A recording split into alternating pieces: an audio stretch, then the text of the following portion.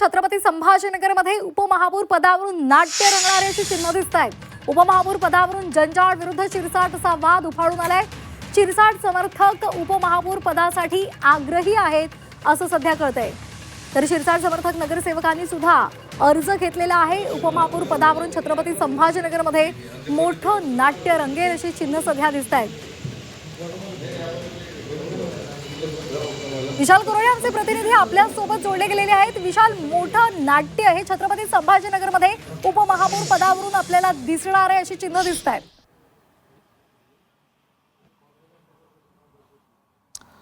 अगदी खरं आहे. असंच काहीसं चित्र सध्या संभाजीनगरमध्ये आहे. राजेंद्र जंजाळ यांनी उपमहापौर पदासाठी अर्ज भरावा अशी सूचना खुद्द एकनाथ शिंदे यांनी राजेंद्र जंजाळ यांना दिली. त्यानंतर राजेंद्र जंजाळ महापालिकेत गेले आणि त्यांनी त्यांचा अर्ज दाखल केला. मात्र कदाचित राजेंद्र जंजाळ यांची उपमहापौर पदासाठी एकनाथ शिंदे यांनी केलेली निवड पालकमंत्री संजय शिरसाट यांना मान्य नाही असं दिसतंय. त्यामुळं संजय शिरसाट यांचा गट, त्यांचे समर्थक नगरसेवक सगळे नाराज असल्याची चर्चा आहे आणि त्यामुळं संजय शिरसाट यांची मुलगी हर्षदा शिरसाट सोबतच नगरसेवक अनिता घोडेले आणि माजी महापौर आणि नगरसेवक त्रिंबक तुपे यांनी सुद्धा आता उपमहापौर पदासाठी अर्ज आणलेला आहे आणि थोड्याच वेळात ते सुद्धा अर्ज दाखल करणार आहे.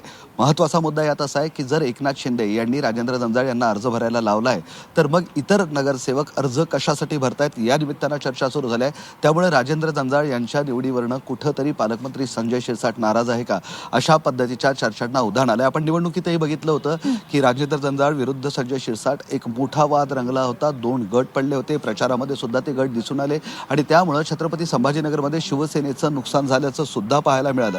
त्यात शिवसेनेला अवघ्या 13 जागा मिळाल्या. भाजपला बहुमत मिळालं तरी सुद्धा भाजपने शिवसेनेला उपमहापौरपद देऊ केलंय. आता भाजप उपमहापौरपद शिवसेनेला देते, मात्र उमेदवार कोण असणार यातून आता शिवसेनेतच वाद रंगताना दिसतोय आणि यातून आता एक मोठं नाट्य रंगू शकतं अशा पद्धतीची शक्यता आहे. आता एकनाथ शिंदे यांनी घेतलेला निर्णय ते कायम ठेवतील का की संजय शिरसाट यांच्या सूचनेनुसार निर्णय बदलला जाईल हे पाहणं महत्त्वाचं ठरणार आहे. तुर्तास उपमहापौर पदावरनं आता शिवसेनेत चांगलीच जुंपली असं आपण निश्चितपणे म्हणू शकतो. जी अगदी. त्यामुळे येत्या काळामध्ये काय घडामोडी घडतात हेही पाहणं तितकंच महत्त्वाचं आहे. धन्यवाद विशाल दिलेल्या सविस्तर माहितीसाठी.